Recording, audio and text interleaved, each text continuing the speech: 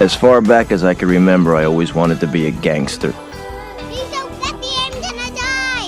Taking them so long. Hey, these guys are professionals. They're the best. Totally. I hate a guy with a car and no sense of humor. My mom always said life was like a box of chocolates. Oh, yeah, the Great Bambino. Of course. I thought you said the Great Bambi. It's the Al Travis Show, and we've got Seth in here. Seth on hockey, Seth Topol. He, if you don't know, besides being a big sports guy, he is actually the voice, the PA announcer for your Mankato State Mavericks. Seth, thanks for coming on the show. Al, my pleasure. And Minnesota Wild, the hottest ticket in town. How about that? See, and it's fun because, I don't follow hockey like I should. I understand that being the state of hockey and all. But 2 or 3 times this year, you get sucked in, even as I'm not anti-hockey, but you get sucked in. One was this new goalie, this Wall in St. Paul cat, right? We talked about him. He comes in, all of a sudden, a couple shutouts. They come up with a nickname, and you're like, oh, that's kind of cool. And what they go on, like a 15-game run, they didn't lose a point? You're shaking your head. Am I right? Something like that? Yes. And in fact, since November 1st, the Minnesota Wild have the most points in the entire NHL. See, and so this is what's interesting to me about hockey. So this kid goes and stands on his head. Not that the other goalie, the Wall. Not that Gustafsson was ever a bad goalie, but we were floundering at best. He comes in, says, no, this is my opportunity. Gustafsson picks up his, right? I mean, all of a sudden now you got 2 goalies that just can't be stopped. And the whole team just had a whole nother vibe to it. Am I wrong? I mean, no, you're absolutely right. And it's one of the more odd things that I've noticed in the time that I've been following hockey is a team can just play drastically different from one goalie to the next. Yeah. A couple years ago, the Wild had this with Marc-Andre Fleury in net and with Philip Gustafsson, where they played much better with Gustafsson in the net than they did with Fleury. And I think a lot of it has to do with just, wanting to put your best effort out there for a young kid. Jesper is just, he's 20, 21, 22 years old. And I think there's just kind of an overall belief in that locker room that, hey, I don't want to be the guy that cost this kid a win. And it just is infectious throughout the whole roster.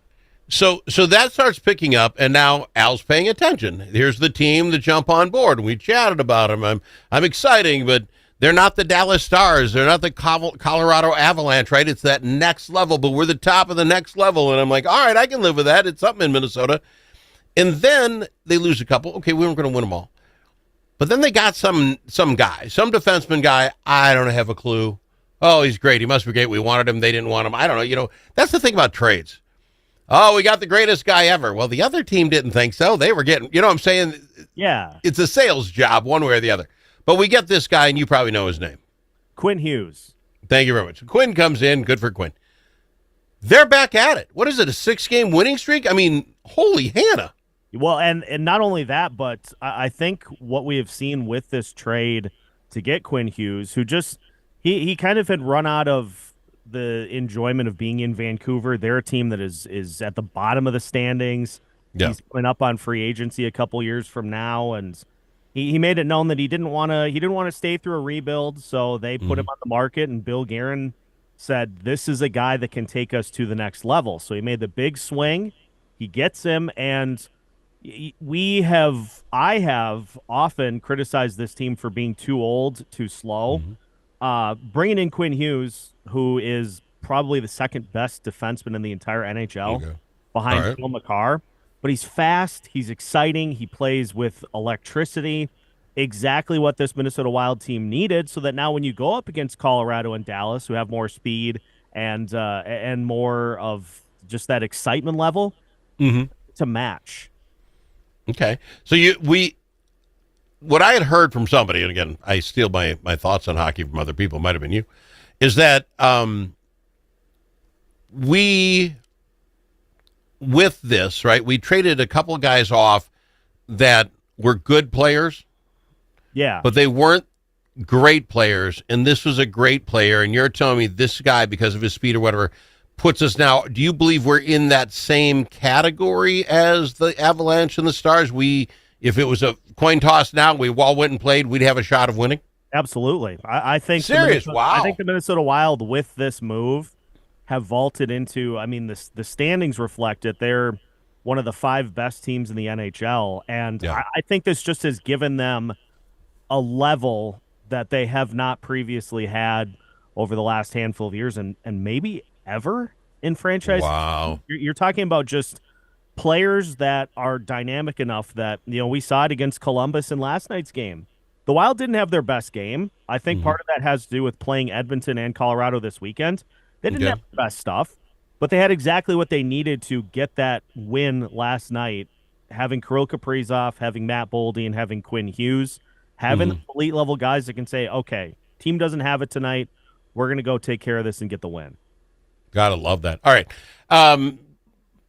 We're 2/3 of the way through, right? 56, we're roughly about 2/3 of the way through. Is this peaking too early? Is this a team that, I'm going to say Colorado, they peaked already.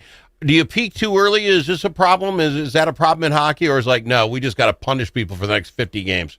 Well, the funny thing is they're doing this with 7 different players out of the lineup.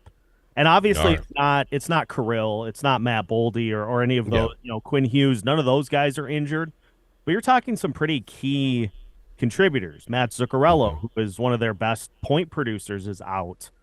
Jonas Brodin, who is one of their best defensemen, is out. So they're missing some pieces and still finding ways to get these wins. I think at this point, based on what we saw last year, bank as many points as you can. I think this is just the reason they made the move right now was to keep pace with Colorado, who still only has 2 regulation losses, which is just great. They're on about the best pace in NHL history as far as points go. And the Wild are within striking distance of that. So at this point, just keep banking the wins. There will probably be a spot at some point later in the year where they maybe don't get them as much, but you deal with that then. All right, and is Colorado then, after you're saying something like that, is that the creme de la creme in all of hockey? Yes. Who is it? I mean, we took a lot of time on the Stars Wild, which you should. Who is it we should be watching out for? Who's going up and who's falling? The 3 top teams in the Central are the 3 best teams in the entire National Hockey League, which is wow. I would love if I could make one phone call to any person in the entire world right now. It'd be Gary Bettman to say, hey, let's go to a 1-8 playoff format instead of the divisional playoff format that we currently have, because either Dallas or Minnesota, one of those teams is going to be done in the first round, and frankly, I think it's kind of a joke. Yeah, absolutely. That's a very good point. I would also mention, just before we go to break, and we'll talk college hockey on the other side, is if you had only one phone call right now to make at the Christmas season, I think your mother might be a little offended that that's who you called. But I don't know her. I've not met her, but I can feel her pain just a little bit. We'll be back after this with more with Seth on hockey. If it's your turn to host a game, Grandpa's Barbecue suggests you try something different. Put out the perfect barbecue flavor of Grandpa's Barbecue. Add it to your ribs, dip the meatballs, or drench your wings in the original flavor of Grandpa's Barbecue. It isn't too hot or spicy, fruity or smoky or whatever. Grandpa's Barbecue. Available in select stores and online at grandpasbarbecueshop.com. This season, bring the whole family to see Irving Berlin's White Christmas.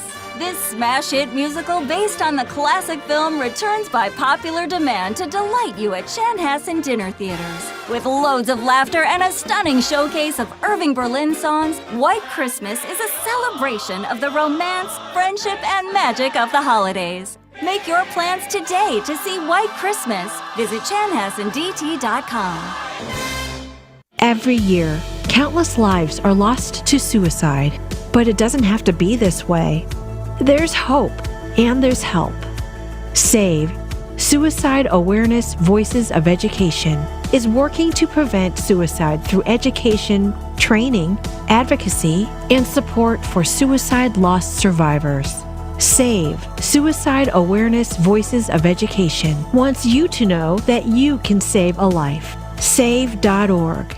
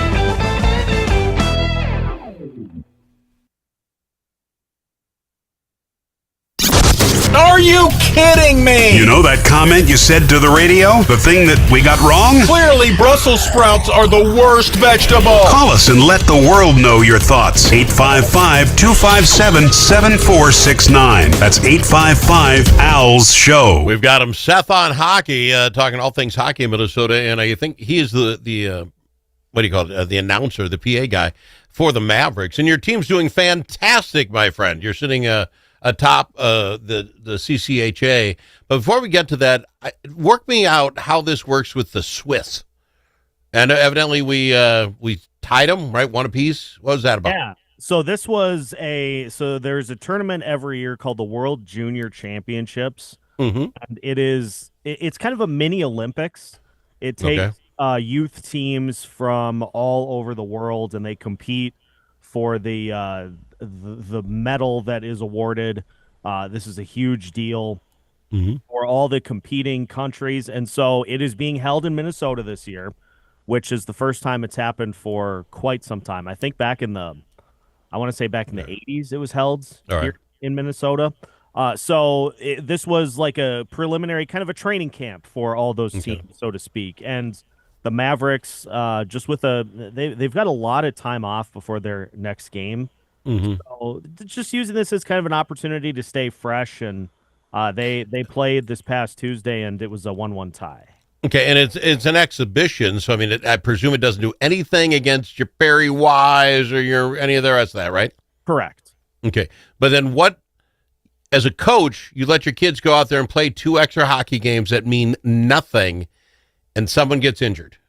I mean, are you then all of a sudden the worst coach ever? What are you doing? What do you care about the Switzerland kids? Why are we prepping them up? You know what I'm saying? Is that a risk, or a lot of teams do this? It's a risk, and I think there are other collegiate teams that have added these games just to give yourself an opportunity midway through the year to just have a little bit of an exhibition, a little bit of an extended practice is what I would call it. I mean, the intensity was definitely there, but there certainly weren't any hits or anything that were worthy of injury. All right, when you look at the conference, obviously Minnesota State, the Mavs are on top. Bemidji, a couple 3 points behind Augustana. Any of that stick out to you? Is this going to be a problem for Minnesota State? No, and I think the break came at the perfect time for the Mavericks. You know, they played Augustana this past weekend. They lost the first game 3-1, and then one of the weirder games, I went to the second game of that series just as a fan. One of the weirder games I've seen in quite some time. There was a penalty shot at one point. You had 2 really, really good goalies, and it ends up being a 4-4 game going into the shootout. So I think this Maverick team they need a little bit of a breather, get lineup pieces back healthy, and really push in the second half to solidify those standings. All right, I always look at Minnesota, and I throw a little North Dakota in there because they're close enough. When you look at the NCAA rankings, because we don't do the Perry-Wise anymore, right? Throw that out. No one cares. All right, you got Michigan fine. Wisconsin's up there at number 2, Michigan State. Then North Dakota comes in. They're not the Fighting Sioux with the Hawkeyes or whatever they are. Whatever they Fighting are. Hawks, I think it is. No one cares anymore. All right, they're in 4th place. Good team? Yes, very, very good team. My alma mater is State, and they really took it to the Huskies the last matchup that they played. So North Dakota, I think North Dakota is definitely for real this year.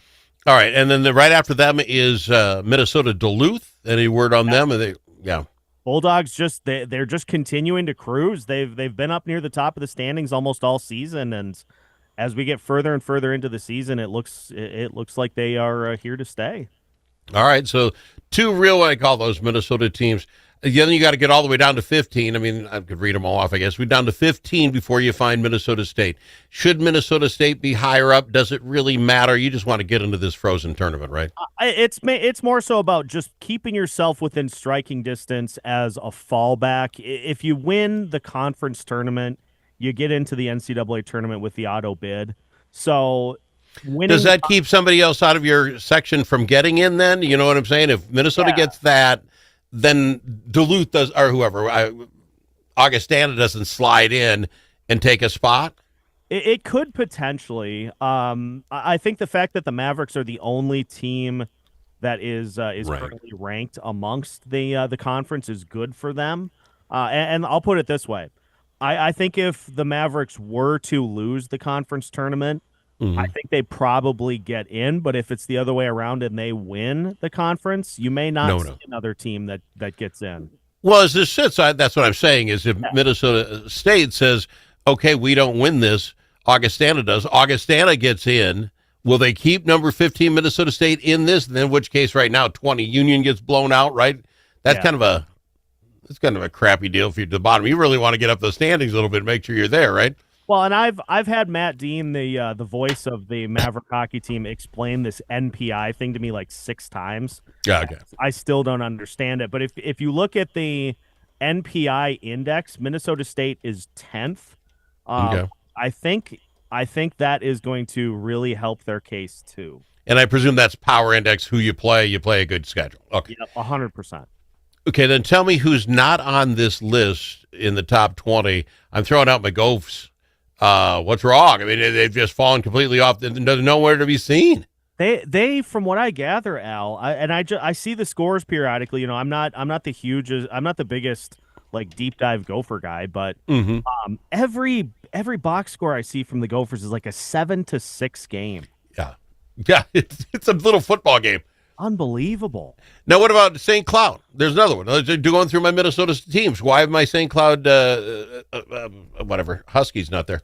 They're kind of starting to roll. They need to just, I think, stack a bunch of wins together. They're in that others receiving votes category as far as the rankings go. So they're making enough noise to stay within striking distance, but you want to see them go on like a 6-7 game winning streak to really put themselves in contention to hop up in the top 20. Well, you bring up the receiving votes. Bemidji State's there. Do they have what it takes to get in? They're like every 5-10 years, all of a sudden Bemidji State's like, we're in it. They got one season in them at every couple of years that they are good. Any of those teams, Augustana is another. If they just rattle off a handful of wins, they could sneak in, but it's more so about the teams in front of them going on extended losing streaks to fall out of it, as opposed to them hopping up into it. Fair enough. Seth, I love having you come in and catch me up. I thank you for doing this for me. Let's do it again in a couple of weeks, huh? Hey, that sounds great to me, Al. He's Seth on hockey on the Al Travis Show. You need a friend at the Capitol